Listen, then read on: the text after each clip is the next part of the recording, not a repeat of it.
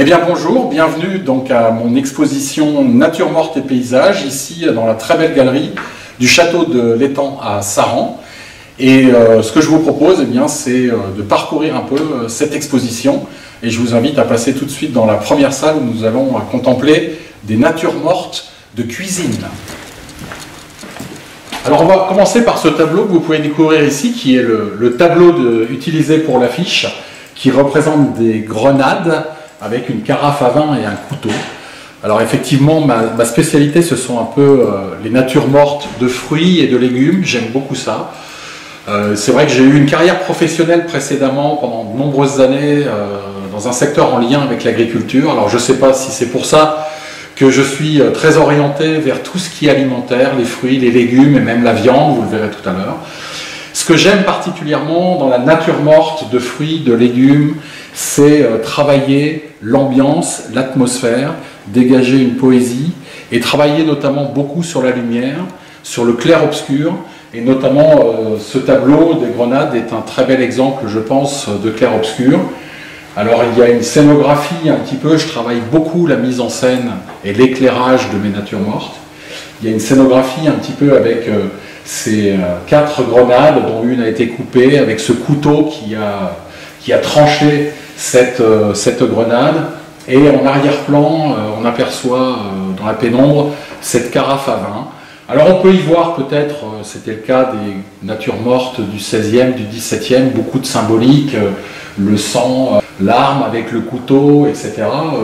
C'est pas vraiment mon objectif. Mon objectif, même s'il peut y avoir une symbolique derrière, c'est vraiment de travailler la poésie, l'atmosphère, la couleur, la lumière dans ce genre de nature morte.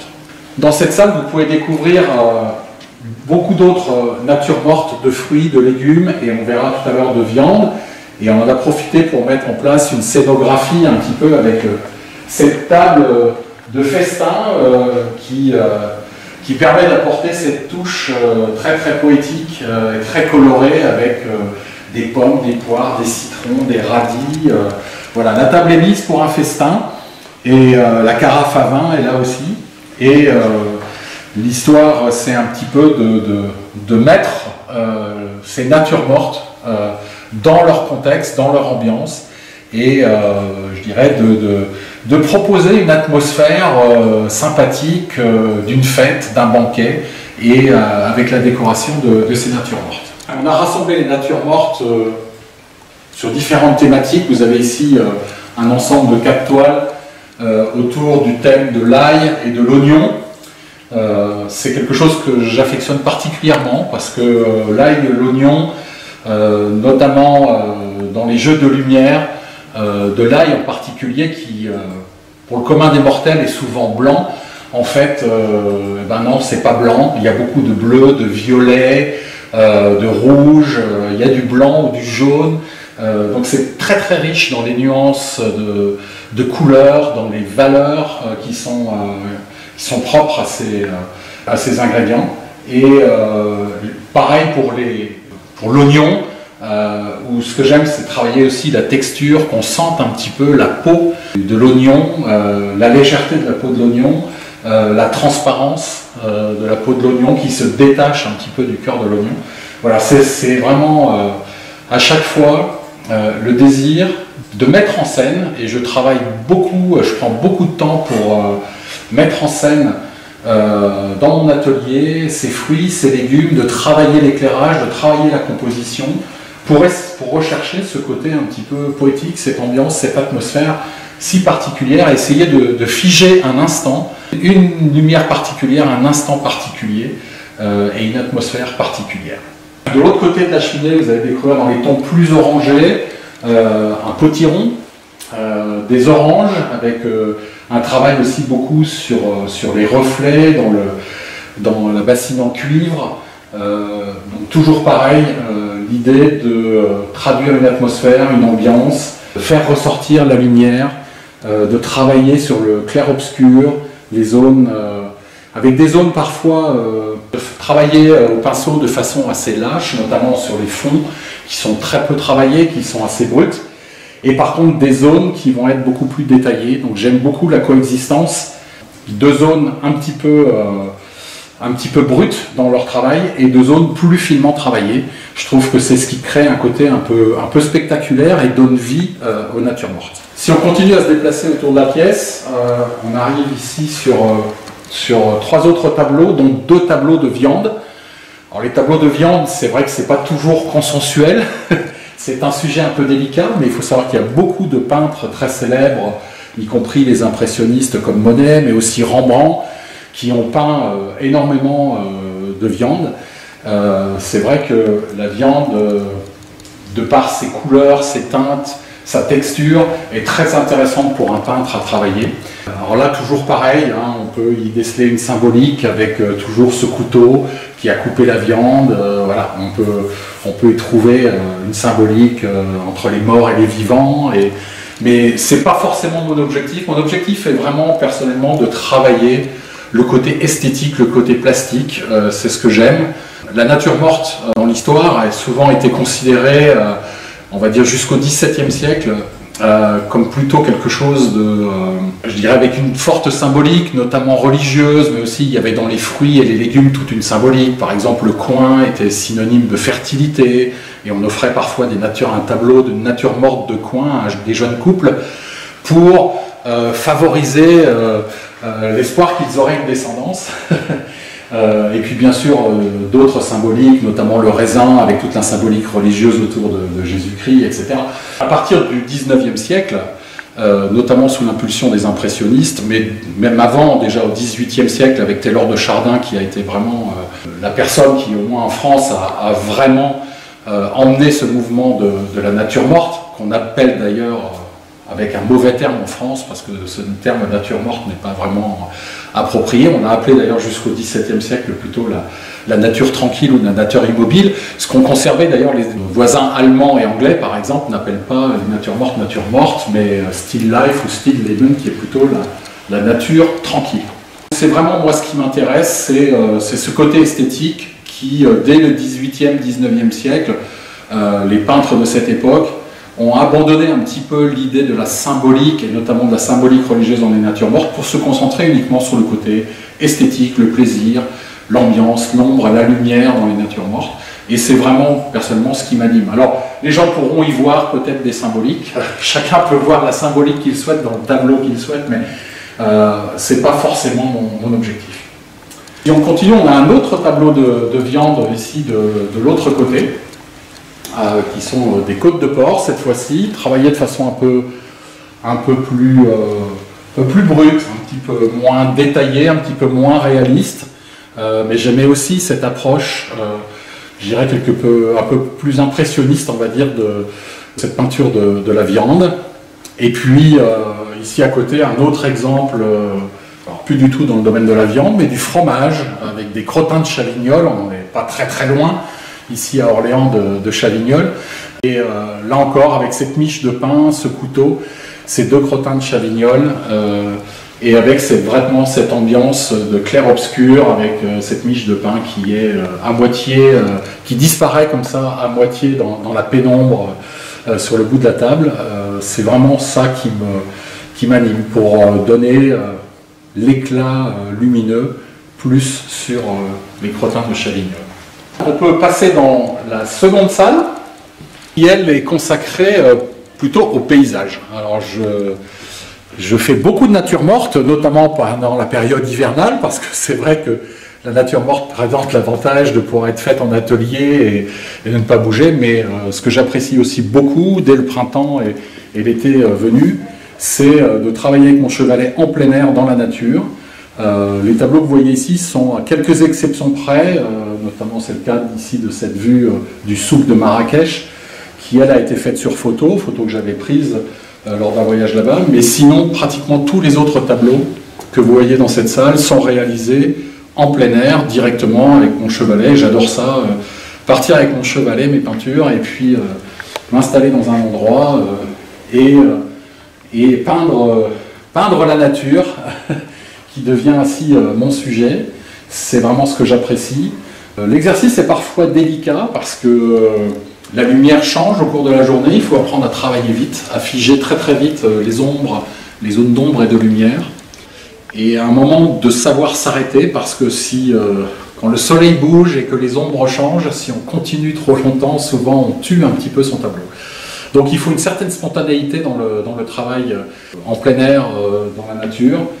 Notamment sur les marines, vous avez ici sur ce mur plusieurs marines. J'aime beaucoup travailler la mer, notamment en Bretagne, parce que j'adore les couleurs du ciel, de la mer.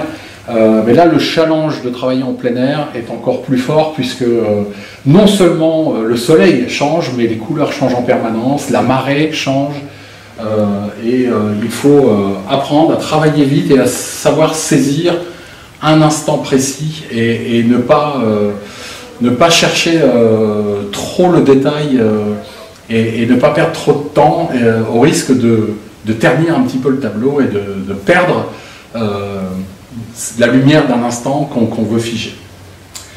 Voilà, donc vous avez différents exemples. Ici une cabane de pêcheurs, puis plusieurs vues marines. Ici c'est un parc à huîtres à Penbay. Ici certains reconnaîtront peut-être le port de Saint-Goustan à Auray en Bretagne, la jetée du port du Croisic. Alors ici un autre exemple de paysage, également un petit peu dans l'esprit des marines, même si c'est pas directement à bord de mer.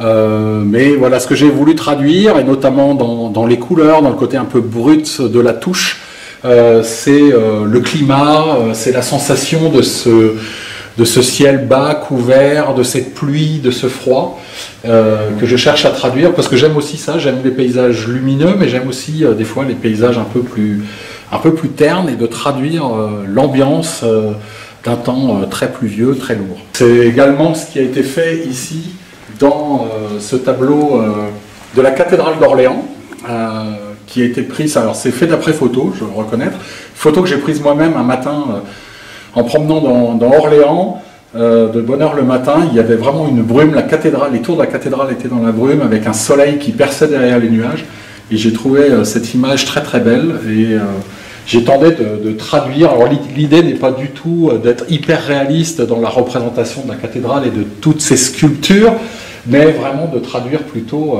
l'atmosphère et l'ambiance de cette très belle cathédrale d'Orléans dans la brume.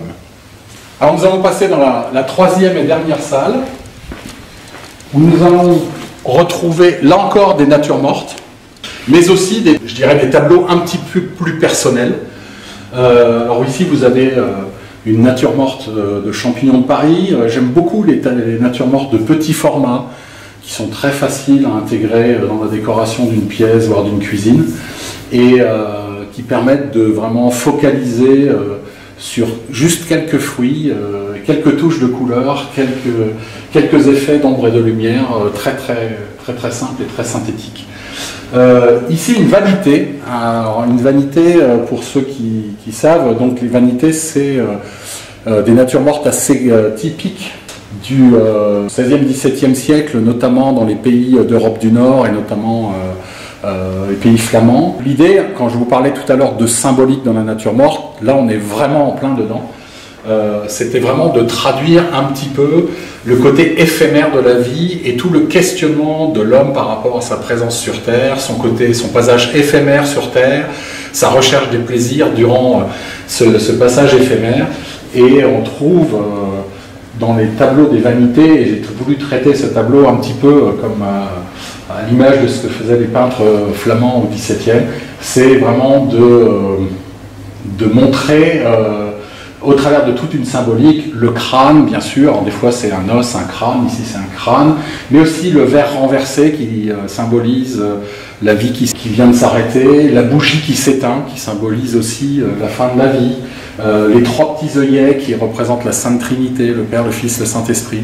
Donc il y a toujours dans les tableaux des vanités beaucoup de symbolique, ce qui est très intéressant. C'est un petit peu un jeu comme David Chicotte de rechercher dans les tableaux des peintres flamands de ces vanités tous les symboles que l'on peut trouver. Et en opposition, on va trouver les livres, on va trouver le pot à tabac, on va trouver, voilà, qui sont la recherche permanente de plaisir et aussi de questionnement sur le fait de notre présence sur Terre.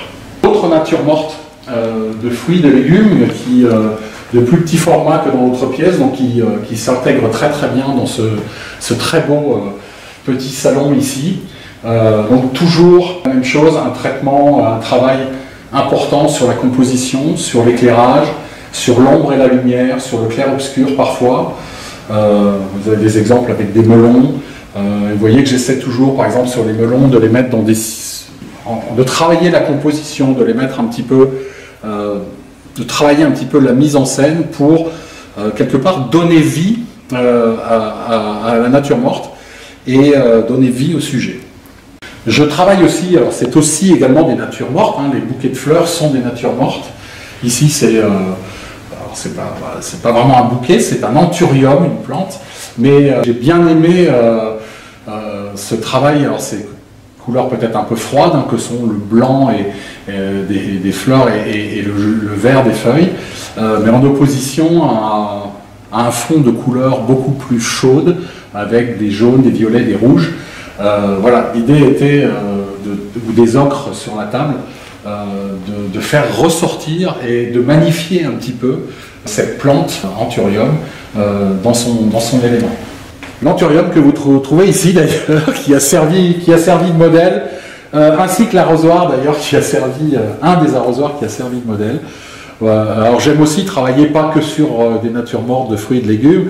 Vous voyez l'exemple de fleurs ou de plantes, l'exemple d'arrosoir. J'aime bien aussi des compositions des fois avec des objets un peu insolites, un peu décalés. Parfois dans des ambiances, j'aime bien aussi l'accumulation de choses, parfois, donc de tout un tas de pots ou de bouteilles en verre, comme on voit ici, qui permettent de montrer un petit peu différents types de verres, différents types de récipients et de montrer les jeux de lumière sur les différents objets qui sont présents.